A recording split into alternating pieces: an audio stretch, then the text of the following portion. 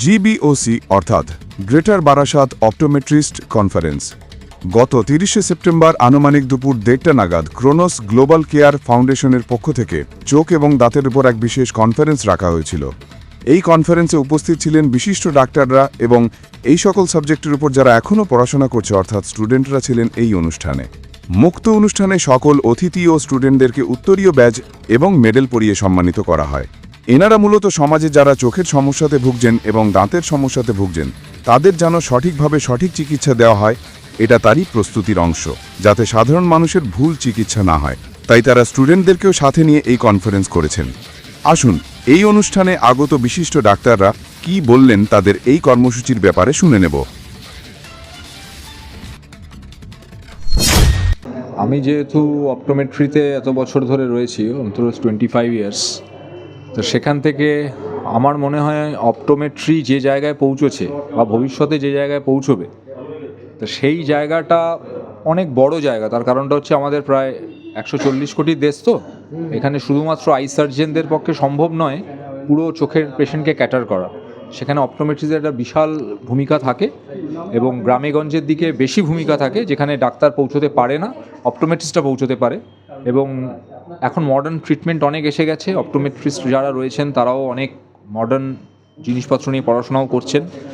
আশা করা যায় অপটোমেট্রিস্টের ভবিষ্যৎ অত্যন্ত উজ্জ্বল। এবং আমাদের এই বারাসাতের যে অপটোমেট্রি অ্যাসোসিয়েশন যেটা রয়েছে, এনারাও কাজ শুরু করেছেন এবং যথেষ্ট ভালো কাজ। আমি এখানে আসতে পেরে আমার নিজের খুব ভালো লাগছে। ভবিষ্যতেও এদের সঙ্গে থাকবো আশা রাখি। দেখুন, সাধারণ মানুষের ক্ষেত্রে চোখকে ভালো রাখার জন্য এই প্রশ্নটা আমাদেরকে পেশেন্টরাও করেন। একটাই কথা বলবো তাদেরকে, যে প্রত্যেক বছর চোখ দেখান যে কোনো জায়গায়। এরকম কোনো ব্যাপার নেই যে আমার কাছে আসতে হবে বা ওনার কাছে আসতে হবে। বাড়ির কাছাকাছি যে কোনো একটি জায়গায় গিয়ে চেক আপটা করান যে আপনার দৃষ্টিশক্তির কোনো অসুবিধা হচ্ছে কি হচ্ছে না, এটা দেখা খুব জরুরি। আর দ্বিতীয় হচ্ছে, আমি এখন বলি বাচ্চাদের ক্ষেত্রে, স্কুলে যখন বাচ্চারা যাওয়া শুরু করেছে, অ্যালফাবেট রিকগনিশন যখন হয়ে গেছে, ABCD শিখে গেছে, তখন বাচ্চাকে নিয়ে গিয়ে একবার চোখ দেখান। আমাদের সময় ছিল, আমরা যখন প্র্যাকটিস শুরু করেছিলাম তখন আমরা বলতাম যে 6 বছর হলে বাচ্চাকে একবার নিয়ে আসবেন। এখন বলি যে 3 বছর বয়সে নিয়ে আসুন। তার কারণ এত গ্যাজেটস এসে গেছে, মোবাইল, কম্পিউটার, ল্যাপটপ, তারা কাজ করছে, প্রচুর বাচ্চার পাওয়ার ডেভেলপ করছে।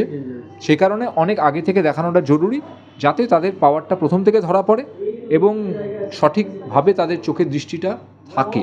তো সেই জন্য প্রতি বছর চোখ চেক করানো উচিত, বাচ্চাদেরকে করানো উচিত। ডায়াবেটিস বা হাইপার টেনশন যদি থাকে, অবশ্যই তাদেরকে চোখ দেখানো উচিত, ফেলে রাখবেন না। আমার নাম অরিন্দম গাঙ্গুলি।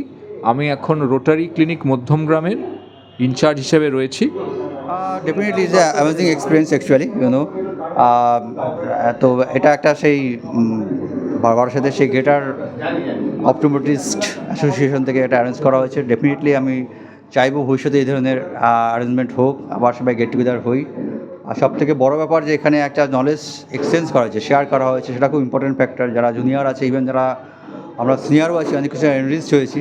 তো ডেফিনেটলি আমি এই অপটোমেট্রিস্ট অ্যাসোসিয়েশনকে সাধুবাদ জানাচ্ছি। ভবিষ্যতের আরও ভালো কাজ করুক, তার জন্য এদেরকে রিকোয়েস্ট করছি। আমি ডক্টর সুদর্শন রায়, আমি MS অপথলমোলজিস্ট। তা দেখুন, আজকেরটা তো আমি বলবো খুবই ভালো হয়েছে। সবার আগে তো আমি বলি, আমার নাম রানু ভট্টাচার্য, আমি অপটোমেট্রিস্ট এবং মোটামুটি 4 বছর ধরে আমি ক্লিনিক্যাল প্র্যাকটিস আর ক্যাম্পস এসবের মধ্যেই আছি। আর আমি পাশ করেছি নর্থ বেঙ্গল মেডিকেল কলেজ থেকে। আর আজকের সেমিনারকে নিয়ে আলাদা করে কিছু বলা কি প্রয়োজন আছে? খুবই ভালো হয়েছে সেমিনার আজকে, সমস্ত অ্যারেঞ্জমেন্টস, সবার বক্তব্য খুব ভালো লেগেছে। ডক্টর চক্রবর্তী খুবই এফোর্টস দিয়েছেন, বোঝাই যাচ্ছে, সেটা আর আলাদা করে বলা নেই। আর এনাদের সবাইকে, সমস্ত সিনিয়রদেরকে, ডক্টর চক্রবর্তীকে থ্যাংক ইউ সো মাচ। আর যারা পড়তে এসছে সবাইকে আমি বলবো যে লেগে থাকো। মানে একটা এখন যখন পড়ছো, পড়াটা ভালো করে করো। এরপর যখন তুমি ইন্টার্নশিপে ঢুকবে, ভালো করে শেখো, সবার থেকে শেখো। সিনিয়র অপটোমেট্রিস্ট থাকবে, ডক্টরসরা থাকবে, নার্সদের, সবার থেকে শেখো এবং সব কাজ করা শেখো। আমাদের মেডিকেল ফিল্ডে কি আছে না, কোনো কাজ কাজে লাগবে না এরকম কিছু নেই, সবটা কাজে লাগবে। সো সব শিখে নাও। তারপর যখন তুমি কাজ করতে নামবে তখন নিজের বেস্টটা দেওয়ার চেষ্টা করো। আর একটা জিনিস, আমাদের জবের মার্কেট তো খুব একটা ভালো না, সবাই জানে, বাট তবু আমি সবাইকে বলবো যে দেখো, ডিসকারেজ হও না, লেগে থাকো বস, কিছু না কিছু হবেই। আর নলেজ কোনো দিনও ফাঁকা যায় না, বেকার যায় না। নলেজ, স্কিল এগুলো কাজে লাগবেই। অনেস্টির সাথে কাজটা করতে, মানে কাজটাকে ভালোবেসে করো, ভালোবেসে করলে হয়ে যাবে সব আমার কিছু। মেডিকেল ডিগ্রি আছে, আমি ডিএইচএমএস করে তো অপটোমেট্রি করেছি। ফার্স্ট আমার আগে অরিন্দম, আমার ছোট ভাই হিসেবে ওই যেটা বক্তব্য রাখলে স্পিচ দারুণ সুন্দর বলেছে। আমি প্রথম থেকেই বলি, ফার্স্ট হচ্ছে যেটা হচ্ছে স্কুল, বাচ্চারা যখন স্কুল থেকে পড়ছে তখন থেকে আমাদের স্ক্রিনিং করা উচিত, এবং আমরা একসময় স্ক্রিনিং করতাম স্কুলে গিয়ে। এখন যেটা হচ্ছে 6 জায়গায় 5, 3-এও আসছে বাচ্চারা, প্রথম থেকেই বাচ্চাদের একবার স্কুলে আই চেক আপ করা উচিত, স্ক্রিনিং।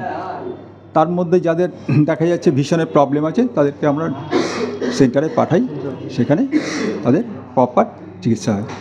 আর কিছু বলার নেই, মোটামুটি অর্গানাইজেশন থেকে আমরা যেটা করি পরবর্তীকালে আপনাদের কাছে পাবো আশা করি, এই বলে। আজ মূলত যে কনফারেন্স প্রথম থেকে শেষ পর্যন্ত দেখা গেল, সেই কনফারেন্সের মূলত যে কর্ণধার এই মুহূর্তে আমার সামনেই রয়েছেন, আমি সরাসরি চলে যাব। আজকে যে প্রথমত অনেক কিছু জানার, শেখার বা স্টুডেন্টদেরকে শেখানোর মূলত প্রস্তুতি ছিল, কী বলবেন? দেখুন, ব্যাপারটা হচ্ছে আমি কর্ণধার বলতে ক্রোনোস গ্লোবাল কেয়ার ফাউন্ডেশন একটা জাস্ট প্ল্যাটফর্ম দিয়েছে, একটা জায়গা দিয়েছে। মেন প্রোগ্রামটা কিন্তু অ্যাসোসিয়েশনের, হ্যাঁ, গ্রেটার বারাসাত অপটোমেট্রি গ্রুপের হচ্ছে মেন এটা। তো এখানে আমাদের উদ্দেশ্য এটাই ছিল যে আমি প্রথমেই বলেছিলাম যে আমাদের 3টে উদ্দেশ্য আছে। সেটা হচ্ছে যে এখানে হয়তো আপনারা দেখেছেন চোখের চিকিৎসক বা দাঁতের চিকিৎসক, আমি বেসিক্যালি দাঁতের চিকিৎসক, তারপরে চোখ নিয়ে পড়াশোনা করেছি, ঠিক আছে। কিন্তু আমাদের দেখবেন হার্টের ডক্টররা থাকে, গাইনোকোলজিস্ট থাকে, সবাই থাকে, সিস্টার্সরা থাকে, নার্সরা থাকে। আমার প্রধান কথা হচ্ছে যে যেই মেডিকেল সাবজেক্ট পড়ুক না কেন, যেই মেডিকেল প্রফেশন, অল আর হেলথ কেয়ার প্রোভাইডার, সবাইকে ইউনিট হতে হবে, ইউনাইটেড হতে হবে, এক হতে হবে, একই সুরে যেতে হবে, এবং উদ্দেশ্য একটাই রাখতে হবে যে জীবনের অ্যাটলিস্ট 10 to 15% আমরা আমাদের সমাজের জন্য করব। সবটাই কিন্তু as per Indian constitution article 12 বলে যে স্টেটের দায়িত্ব অবশ্যই আছে, কিন্তু আমাদের কেউ 10% করে যদি সবাই দায়িত্ব নিই, তাহলে কিন্তু আমাদের যে মানুষগুলো এখনও চিকিৎসা পাচ্ছে না, সেটা দাঁতের চিকিৎসাই হোক, চোখের চিকিৎসাই হোক, এবং হার্টের চিকিৎসা হোক, যাই হোক, সেটা যাতে আমরা দিতে পারি। This the first thing. Second thing, এই অ্যাসোসিয়েশন কী করেছে, বিগত 3 বছর ধরে কিন্তু অনেক ছানি অপারেশন করিয়েছে বিনা পয়সায় গরিব মানুষদের জন্য, এবং এইভাবেই আমরা এখানে মেনলি কনফারেন্স করার মূলত কারণ হচ্ছে যে আমরা একতা যাতে বাড়াতে পারি।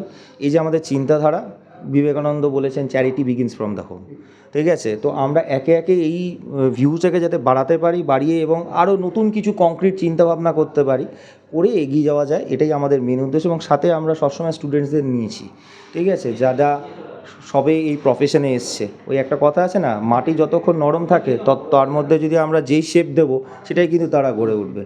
We are already you can say কি আমরা একটা চিন্তাধারায় অলরেডি হয়ে গেছি, কিন্তু ওদের মধ্যে এই চিন্তাধারাটা আসলে ওরাও এরকম ভবিষ্যতে কিন্তু একটা গ্রুপ বা একটা অ্যাসোসিয়েশন বা একটা কমিউনিটির জন্য কিছু করার চিন্তাভাবনা করবে। That's it. বাংলার সঠিক খবর সঠিক সময় জানতে ফলো রাখুন RN TV বাংলা।